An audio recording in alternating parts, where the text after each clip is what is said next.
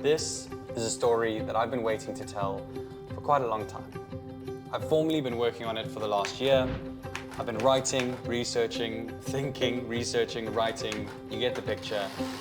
And now it's finally time to tell the story. And you're coming with me.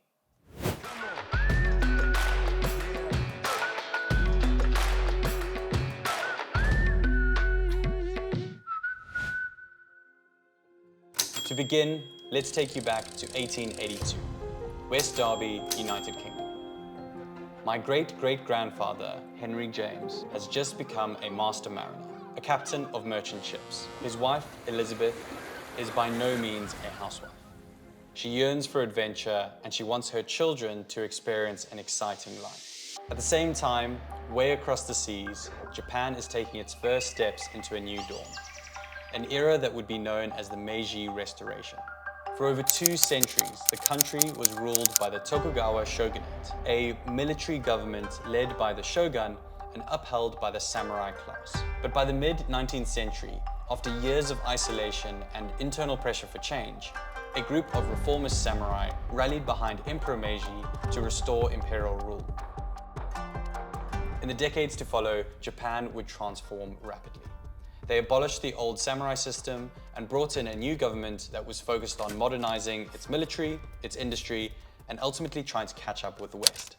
Now, I know this sounds like a history lesson, but stay with me, I promise it's relevant.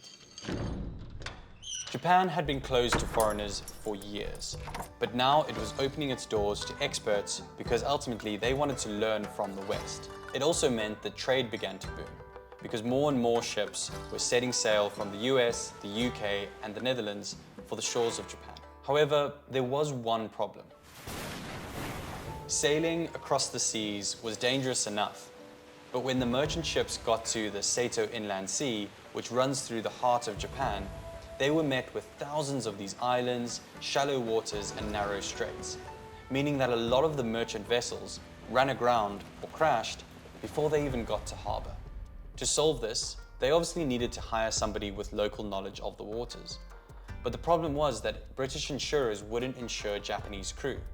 So therefore, they had to hire somebody from Britain to move out to Japan to chart these mysterious waters, learn the language, and ultimately help pilot the ships into harbor. And that's where, as you may have guessed it, my great-great-grandfather comes in. You see, he was ready to... What are you doing? What do you mean? You need to go. What, now? Yeah.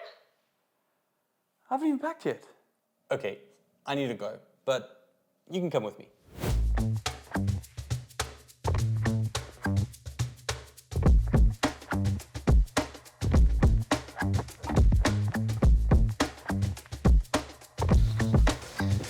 Okay, where was I? Japan is opening. My great-great-grandfather has now been given this position to go out to Japan. They pack up their 3 kids and they ship out to Kobe. But here's where it gets a little bit more interesting. Back then, the British Royal Navy is the most powerful force on the seas. They haven't lost a battle in decades. However, the likes of France, Russia, and even the Qing dynasty are starting to build more modern fleets. So the British know that they need to keep eyes and ears on all ports across the world. However, this is before the days of MI6 and spies running around in tuxedos. The first iteration of foreign intelligence gathering was called the Foreign Intelligence Committee, or the FIC, set up by the Royal Navy. This would later become the Naval Intelligence Department, or the NID, which is where, years later, a young Ian Fleming would serve and set up the world for James Bond. Now, the way the FIC decided to gather information was by utilizing civilians that were living in ports in foreign countries. They would help share information back to the UK about any developments in infrastructure or operations that might hint to the development of some really strong navies. But at this time, Britain and Japan are actually informal allies.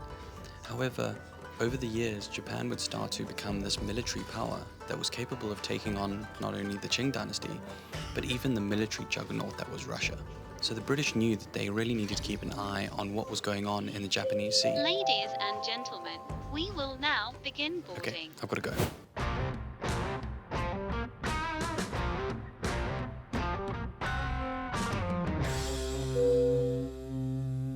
So that provides the basis for the TV series that I'm writing. But the thing about spies is that it's quite hard to find information about them. So you can probably guess where I'm going. Ladies and gentlemen, Welcome to Japan.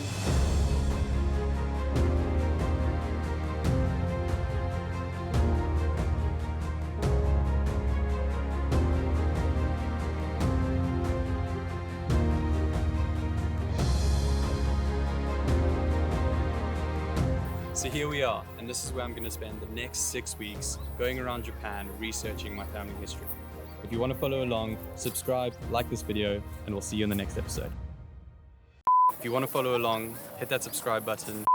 I did that so bad. If you want to follow along, subscribe, like this video, and we'll see you in the next episode.